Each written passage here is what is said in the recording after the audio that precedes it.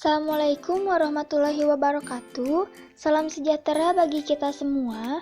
Om Swastiastu, Namo Buddhaya, dan salam kebajikan. Halo adik-adik, bagaimana kabarnya? Semoga selalu diberikan kesehatan ya. Kali ini kita akan belajar hal yang baru dan menarik.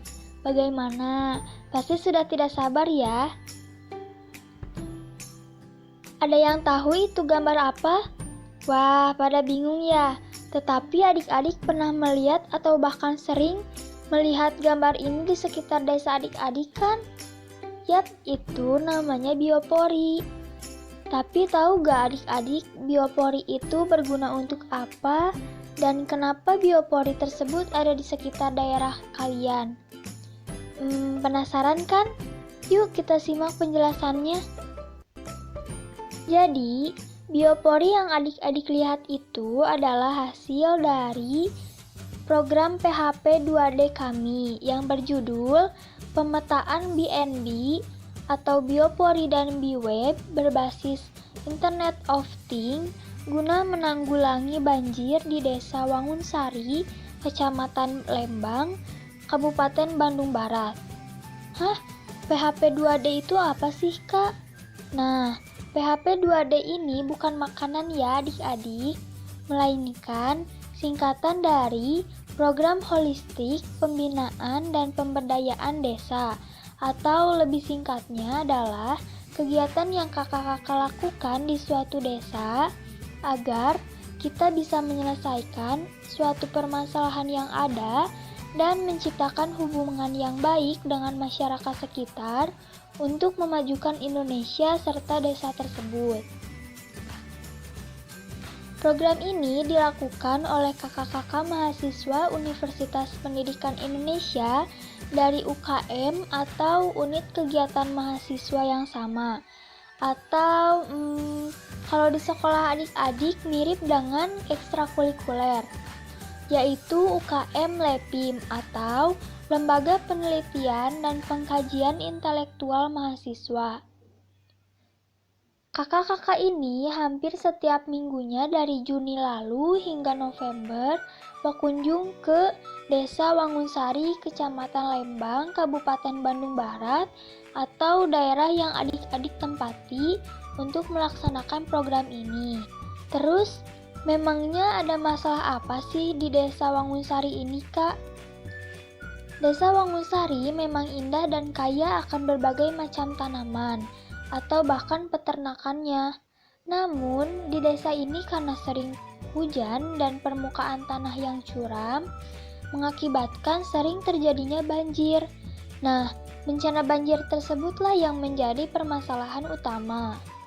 Tapi, adik-adik jangan bersedih ya, karena kami ada membawa salah satu solusi, yaitu menciptakan biopori untuk mencegah banjir serta bisa membuat pupuk dari sampah di dalam biopori tersebut.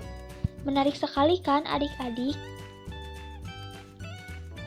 Sebelum membahas lebih lanjut, adik-adik harus tahu dulu nih apa sih biopori itu. Nah, biopori sendiri merupakan teknologi sederhana untuk penyerapan air hujan. Selain untuk menyerap air, biopori ini juga berguna untuk pengelolaan sampah-sampah loh. Untuk pemasangan biopori sendiri, tidak perlu dipasang di halaman yang luas kok. Ukuran dan diameternya hanya sekitar 10 cm. Jadi, lubang dari biopori dibuat secara vertikal ke dalam tanah dan di dalamnya ada lubang-lubang kecil yang terbentuk karena aktivitas organisme. Lalu, lubang-lubang tersebut akan terisi udara dan menjadi tempat serapan air di dalam tanah. Nah, hal tersebut dapat memperlancar jalur air yang meresap. Begitu adik-adik, sampai sini paham ya? Sekarang, pasti adik-adik sudah tahu kan PHP 2D dan biopori itu.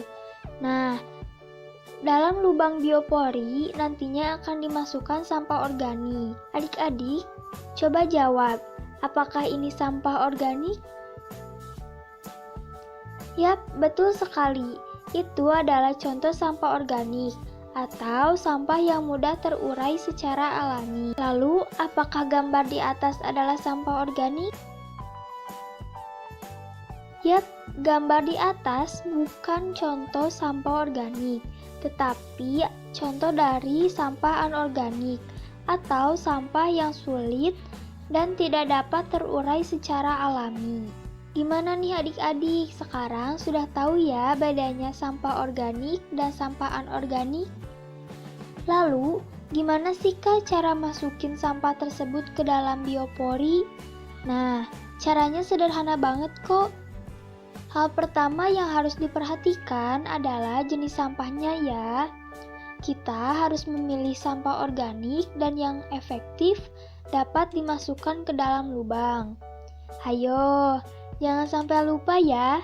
Sampah organik itu contohnya seperti sampah daun-daunan, sisa sampah kulit buah, dan sampah organik lainnya. Setelah memilih sampah organik tadi, masukkan sampah tersebut ke dalam lubang biopori. Lalu, adik-adik bisa menutup biopori tersebut. Tidak sampai di situ saja adik-adik. Keesokan harinya, jangan lupa masukkan kembali sampah organik sampai penuh ya. Pokoknya, pastikan benar-benar penuh dan ditutup rapat kembali. Lalu, setelah itu, adik-adik bisa menunggu selama 2-3 minggu. Lalu, sampah yang adik-adik masukkan ke dalam biopori akan menjadi kompos atau pupuk. Kira-kira adik-adik tahu tidak manfaat dari memasukkan sampah organik ke dalam biopori tadi? Masih bingung ya?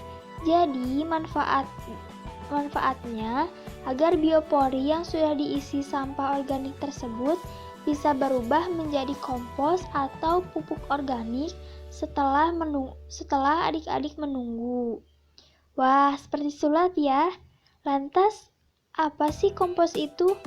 Nah, kompos atau pupuk organik bermanfaat juga agar tanaman yang ada di sekitar bisa lebih sehat dan tumbuh jauh lebih bagus. Intip keseruan kakak-kakak selama melaksanakan program PHP 2D ini yuk.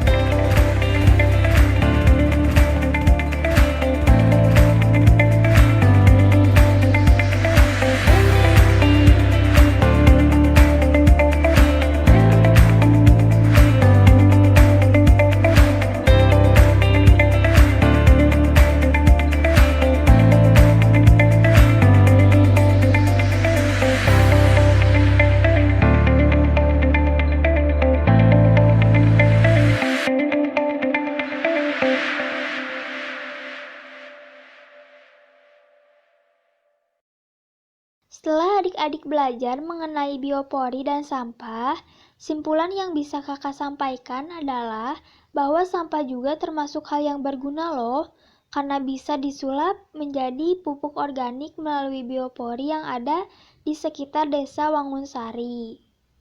Bagaimana adik-adik sekarang sudah paham kan tentang biopori dan sampah? Yuk buat pupuk dari sampah organik melalui biopori agar lingkungan kita menjadi lebih baik. Terima kasih, semoga bermanfaat dan selamat mencoba.